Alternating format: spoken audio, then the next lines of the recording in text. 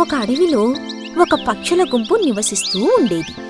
ఆ పక్షుల గుంపు ఆహారాన్ని వెతుక్కుంటూ ప్రతిరోజు చాలా దూరం ఎగురుతూ ఉండేవి. ఒకరోజు ఆహారం కోసం చాలా దూరం ఎగిరి ఎగిరి ఆకలితో బాగా అలసిపోయాయి. దారిలో ఆ పక్షుల గుంపుకి ఒక మర్రి చెట్టు కింద కొన్ని బియ్యపు గింజలు కనిపించాయి. అప్పుడవి సంతోషంగా ఆ బియ్యాన్ని తినడం మొదలుపెట్టాయి. అకస్మాత్తుగా అవి తాము ఒక వలలో చిక్కుకున్నామని, కదలలేని పరిస్థితిలో ఉన్నామని తెలుసుకున్నాయి. అప్పుడు పక్షుల రాజుకు ఒక ఉపాయం తట్టింది. మనమందరము ఈ వలతో సహా పైకి ఎగురుదాం, లేకపోతే మనమంతా అపాయంలో చిక్కుకుంటాం అని తన ఆలోచనను చెప్పింది. అప్పుడా పక్షులన్నీ కలిసి తమతో పాటు వలను కూడా పైకెత్తుకుని ఎగరడం మొదలుపెట్టాయి. ఆ పక్షులన్నింటినీ వలవేసి పట్టుకోవాలనుకున్న వేటగాడు ఇది చూసి ఆశ్చర్యపోయాడు.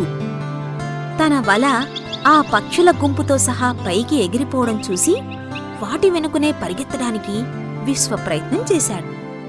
కాని పక్షులు ఇంకా ఇంకా పైకి ఎగురుతూ ఉన్నాయి.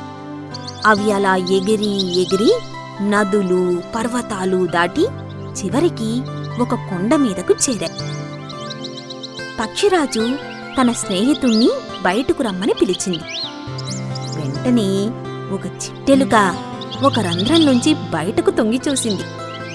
అప్పుడు పక్షిరాజు, ప్రియమైన మిత్రమా, మేము ఒక వలలో చిక్కుకొని ఆపదలో ఉన్నాం. నువ్వొక్కడివే మమ్మల్ని రక్షించగలవు. మాకు సహాయం చేస్తావా అని అడిగింది. అప్పుడు, మీకు సహాయం చేయడానికి నేనెంతో సంతోషిస్తాను. నా పదునైన దంతాలతో ఈ వలను కొరికి మిమ్మల్ని రక్షిస్తాను.